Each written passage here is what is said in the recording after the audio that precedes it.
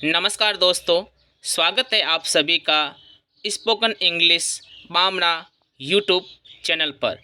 दोस्तों, आज English speaking course सीखने का दूसरा दिन है, यानी आज सेकंड क्लास है। दोस्तों, आज हम अंग्रेजी में शिष्टाचार यानी गुड मैनर्स इन इंग्लिश इसके बारे में चर्चा करेंगे। अंग्रेजी भाषा सीखने के साथ साथ इसके शिष्टाचार की जानकारी भी जरूरी है। अंग्रेजी बात और व्यवहार में तहजीब का बहुत ध्यान रखते हैं, यानी जब लोग अंग्रेज बात करते हैं तो वो व्यवहार में तहजीब का बहुत ध्यान रखते हैं। बार बार कुछ विशेष नम्र शब्दों का प्रयोग करना उनकी बातचीत का जरूरी हिस्सा है। उनका हर बात को कहने का एक विशेष तरीका है। किस बात को कैसे कहें, किन शब्दों का इस्तेमाल करें, ऐसी ही ज़रूरी बातों की जानकारी इस पाठ में आज मैं आपको बताऊंगा।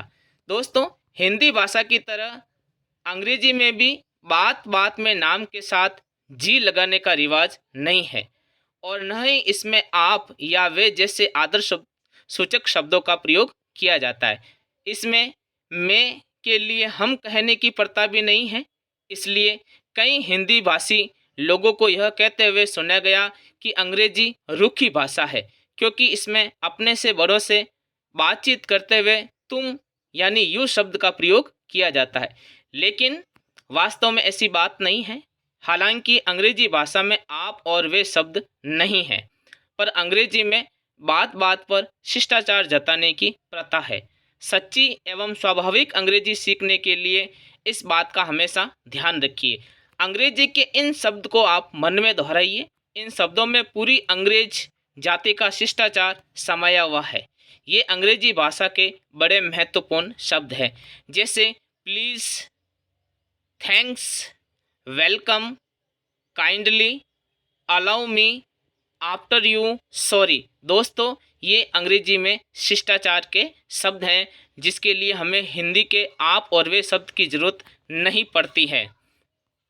जैसे आगे देखिए, एक्सक्यूज़ मी, मुझे माफ़ कीजिए, पार्डन, क्षमा मांगना, दैट इज़ ऑल राइट, सब कुछ ठीक है, इट इज़ माई प्लेजर।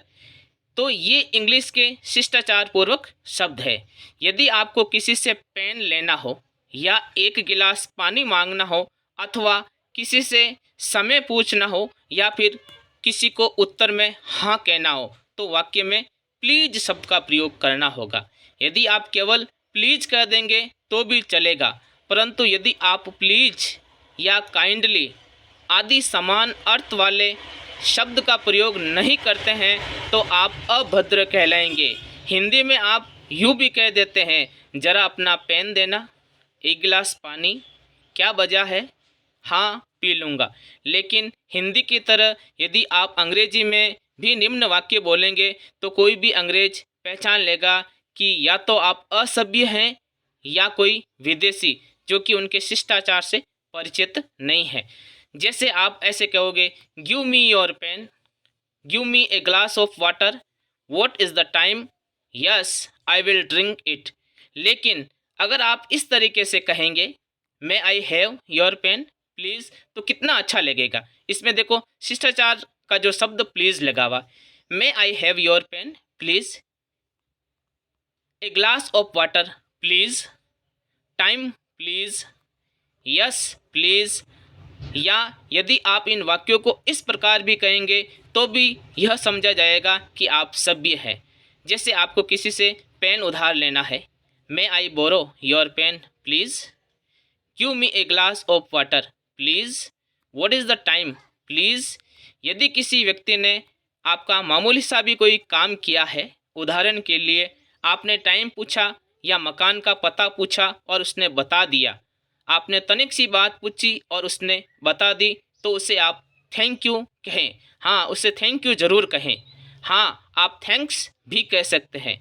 यदि आप अधिक एहसान प्रकट करना चाहें तो कह सकते हैं many many thanks to you, यानी आप उसे ज़्यादा धन्यवाद देना चाहते हैं तो आप उसे कहेंगे many many thanks to you. दोस्तों, वीडियो थोड़ा लंबा हो रहा है, आप चैनल को सब्सक्राइब कर लेना, बेल आइकन दबा लेना, क्योंकि आपको यहाँ से इंग्लिश स्पीकिंग अच्छी तरीके से सीखने को मिलेगी।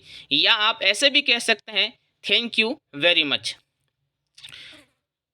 कोई आपसे कुछ और लेने के लिए कहे और आप न लेना चाहते हो तो आप हिंदी की तरह मत कहिए मैं और नहीं लेना चाहता, I don't want to take more. आप इंग्लिश में ऐसे कहेंगे I don't want to take more, मुझे और नहीं लेना है। बल्कि संक्षेप में कहिए नो थैंक्स। आप संक्षेप में क्या कहेंगे? No thanks. आपने किसी का कोई छोटा सा काम किया और बदले में उसने आपको कहा थैंक यू, तो अंग्रेजी में बात यही ख़त्म नहीं हो जाती। यदि आप थैंक्स सुनकर चुप रह जाएंगे तो आप अभद्र या घमंडी कहलाएंगे। इस पर आपको ये कहना पड़ेगा। यदि आपको कोई थैंक्स कहे तो आप इस तरीके से कहोगे इट्स ऑल राइट, सब ठीक है। या आप ऐसे भी कह सकते हैं नो मेंशन, कोई बात नहीं। या आप ऐसे भी कह सकते हैं इट्स फाइन, सब ठीक है। या ऐसे भी कह सकते हैं माई प्लेजर, इसमें मेरी खुशी है। यदि आपको कोई थैंक्स कहे, आप उसका काम करते हो, तो आप बदले में इन शब्दों का प्रयोग कर सकते हैं it's all right, no mention, it's fine, my pleasure या वेलकम। या आप कह सकते हैं यू आर वेलकम। ऊपर की 5 अभिव्यक्तियों में से आप स्वयं ही समझ सकते हैं कि 5वीं अभिव्यक्ति सबसे अधिक नम्रता सूचक है। वैसे ऊपर की दोनों अभिव्यक्तियां भी बोलचाल में खूब प्रचलित हैं। यदि कोई आपसे कोई वस्तु मांगे और वह आप देना चाहते हैं तो हिंदी में आप कहेंगे ले लीजिए, पर अंग्रेजी में यदि आपने कहा टेक इट तो अंग्रेजी में इसे शिष्टाचार नहीं माना जाएगा, इसलिए आप कहेंगे यस यू आर वेलकम। क्या कहेंगे? यदि आप से कोई चीज़ मांगे तो आप क्या कहेंगे? Yes you are welcome. या विथ ग्रेट प्लेजर आप कह सकते हैं। यदि आप किसी को कोई छोटी सी सेवा या सहायता करना चाहते हैं तो उसे कहने का अंग्रेजी में एक अपना तरीका है। उदाहरण के लिए आप किसी महिला की गोद से बच्चा लेने या किसी वृद्ध का थैला उठाने की पेशकश करने के लिए यूँ कहेंगे अलाउ मी या मे आई हेल्प यू, अर्थात मुझे अवसर दे, अर्थात क्या मैं आपकी सहायता कर सकता हूँ। किसी शोरूम या प्रदर्शनी में यदि आप सेल्समैन हैं या गाइड हैं तो विजिटर्स ग्राहकों को भी मे आई हेल्प यू कहकर अपनी ओर आकर्षित कर सकते हैं।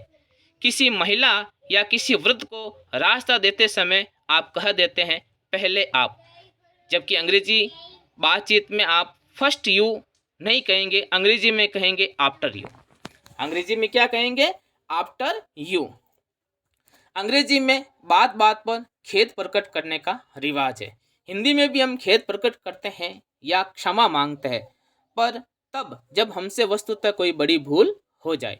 जैसे हम किसी से समय लेकर फिर समय पर नहीं पहुँचे तो खेद प्रकट करते हैं, और समय लेकर उस दिन बिल्कुल न पहुँचे तो अपने इस अपराध के लिए क्षमा मांगते हैं। पर अंग्रेजी में छोटी छोटी बातों में भी सॉरी, एक्सक्यूज मी, पार्डन आदि शब्दों का प्रयोग होता है। जैसे आपका किसी से हाथ छू जाए तो आपको झट करना पड़ेगा सॉरी। 2 आदमी रास्ते में खड़े खड़े बात कर रहे हैं और आप बीच में से गुजरना हो तो आप कहेंगे एक्सक्यूज मी।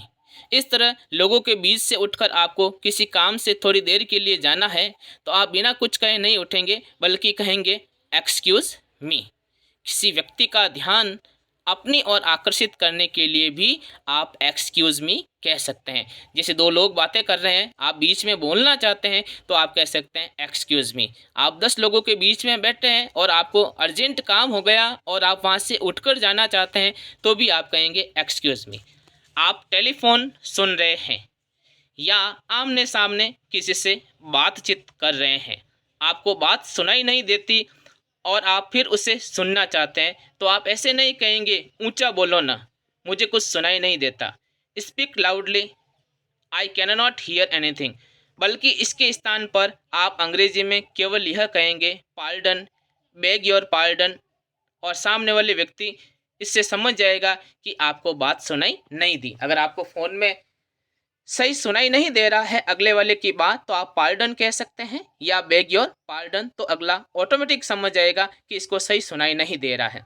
कोई कमरे में बैठा है, आप उसके मकान पर उससे मिलने गए हैं तो बिना सूचना किए या आज्ञा लिए आपको अंदर दाखिल नहीं होना चाहिए, बल्कि अंग्रेजी में आप इस आशय का वाक्य कहेंगे, may I come in please. अगर आप किसी के घर जा रहे हो तो ऐसे ही दरवाज़ा खोल के नहीं जा सकते हो, दरवाजे पे खड़े होइए और कहिए मे आई कम इन प्लीज़, क्या मैं अंदर आ सकता हूँ, और वह पलट कर कहेगा यस प्लीज़ कम इन, या विथ ग्रेट प्लेजर, खुशी से, या ऑफ कोर्स, इस तरीके से कहेगा। ऐसी है औपचारिकता अथवा शिष्टाचार से पूर्ण अंग्रेजी भाषा। अपने वाक्य बनाते समय इस भाषा की रीति को सदा याद रखना चाहिए। मैं आपको कुछ शिष्टाचार के वाक्य बता रहा हूँ, सम पोलाइट फ्रेजेस, इनके ऊपर ध्यान दीजिए। जैसे मैंने मिलने का समय दिया था परंतु मैं नहीं आ सका, मुझे माफ़ करें। अगर आप कहीं पे जाते हो और आप कहते हो कि मैंने मिलने का समय दिया परंतु मैं नहीं आ सका, मुझे माफ़ करें, आई am sorry I couldn't make it that day, मैं ठीक समय पर नहीं आ सका इसलिए मैं माफ़ी मांगता हूँ। I am sorry I couldn't make it in time, माफ़ कीजिए मुझे थोड़ी सी देर हो गई। I am sorry I got a little late, मेरी ओर से माफ़ी मांग लीजिए। प्लीज़ कन्वे माई अपोलॉजीज़, ऐसा गलती से हो गया, माफ़ कीजिए। It was all by mistake, please excuse me, मुझे बड़ा दुख है। आई एम वेरी सॉरी, माफ़ करें मैंने आपके काम में बाधा डाली। Sorry to have disturb you, माफ़ कीजिए। आई बेग योर पार्डन, आपकी आज्ञा से कहना चाहता हूँ। अलाउ मी टू से, दोस्तों ये कुछ अंग्रेजी के शिष्टाचार के शब्द हैं जिसे आप हिंदी से इंग्लिश में इस तरीके से ट्रांसलेट करके बोल सकते हैं। जरा ध्यान दीजिए, may I have you attention please, इसे अपनी ही चीज़ समझे। इट्स ऑल योर्स, जरा मुझे बोलने दे। Will you please permit me to speak, अपने काम में मेरी मदद ले लीजिए। Let me also help you, क्या आप थोड़ा खिसकेंगे। Will you please move a bit, जरा धीरे बोले। Will you please speak slowly, जरा धीमा बोलने की कृपा करें। Will you mind speaking a bit softly please, क्या आप मुझे बैठने देंगे। Will you please let me sit, आप इसे इंग्लिश में ऐसे कहेंगे, क्या मैं आपका थोड़ा सा समय ले सकता हूँ। Could you spare a few moments for me, जैसी आपकी मर्जी। एज यू प्लीज़, आराम से बैठिए। Please make yourself comfortable. दोस्तों ये कुछ शब्द हैं, शिष्टाचार के वाक्य हैं। कष्ट के लिए क्षमा करें। सॉरी फॉर द इनकन्वीनियंस, आपकी बड़ी कृपा है। That's very so kind of you, लीजिए। प्लीज़ हेल्प योर सेल्फ, आपसे मिलकर खुशी हुई। ग्लैड टू मीट यू, आपकी अच्छी सलाह के लिए धन्यवाद।